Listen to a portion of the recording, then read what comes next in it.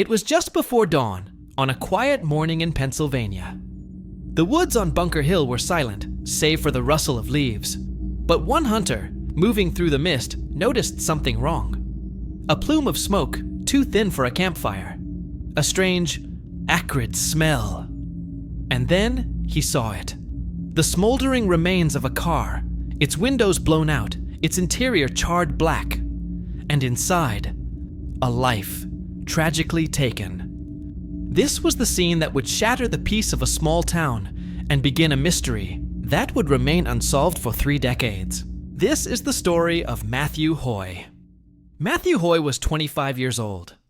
Described by those who knew him as a quiet, kind-hearted young man, he was last seen alive after a casual evening out. There was no obvious reason for him to be on the remote dirt track road of Bunker Hill. When investigators arrived, they were faced with a grim puzzle. The car was severely damaged by fire, destroying potential evidence. The initial assessment, perhaps made too quickly, pointed to a single vehicle accident, a tragic wrong turn that led to a car fire. But almost immediately, the Hoy family knew, in their hearts, that the pieces didn't fit.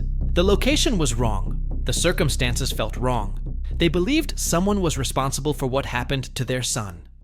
In the critical first days and weeks, the investigation faced hurdles. The fire had wiped away forensic clues like fingerprints and fibers. Without modern DNA technology, what remained was difficult to analyze. The case, initially treated as an accident, slowly grew cold. Years passed. The family, refusing to let Matthew's story be forgotten, pushed for the case to be reopened. When a new team of investigators took a fresh look, a different picture emerged. They discovered that the car's fuel line had been severed. This was not something that typically happened in a simple crash. This single piece of evidence transformed the case from a tragic accident into a potential homicide. The question was no longer what happened, but who. With the case reclassified, theories began to surface, each more haunting than the last. Theory 1. A wrong place, wrong time encounter. Did Matthew inadvertently witness something he wasn't supposed to? A drug deal? An illegal activity in that remote area, leading to a confrontation. Theory 2. A personal grudge. Was this a targeted act? Investigators looked closely into Matthew's life, searching for any conflict, any unresolved dispute that could have escalated so violently. Theory 3. A hitchhiker. Was Matthew giving someone a ride? Did a simple act of kindness turn into a nightmare? Each theory was pursued, but without a clear suspect or a murder weapon, they remained just that, theories. The truth seemed to be locked within the tight-knit community, a secret someone has been carrying for 30 years. The impact of an unsolved case like this is profound. For the Hoy family, it's a life sentence of unanswered questions. There is no closure, no grave that truly brings peace, only the relentless why that echoes for decades. For the small town, it created a deep-seated unease.